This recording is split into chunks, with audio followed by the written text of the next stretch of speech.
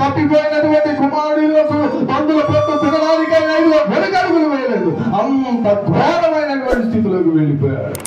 అక్కడ గ్రహించాడు, నా తండ్రి ఇంట ఈరోజు అనేక మంది పనివారు ఉన్నారు, అనేక మంది పనివారు ఉన్నారు. ఎంతమందికి భోజనం పెడతాడు నా తండ్రి, ఎంతమంది పనివారు ఉన్నారు నా తండ్రి ఇంట.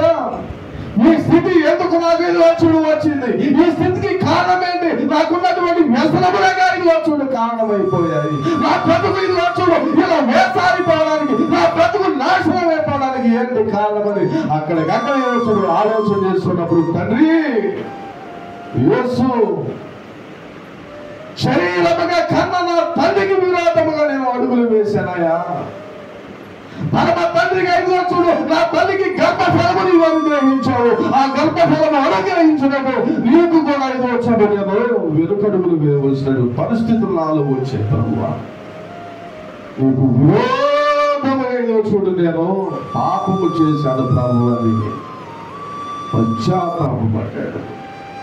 నా తండ్రి ఇంటికి ఇది వచ్చుడు నేను వెళితే నా తండ్రి ఇప్పటికైనా నన్ను క్షమిస్తాడు, నా తండ్రి ఇప్పటికైనా నన్ను ప్రేమిస్తాడు, నా తండ్రి ఇప్పటికైనా ఇది చూడు నన్ను తన కౌగిలిలో భద్రపరుచుకుంటాడని వెంటనే చూడు వెలుదిరిగి తండ్రి వద్దకు ప్రయాణం కట్టాడు.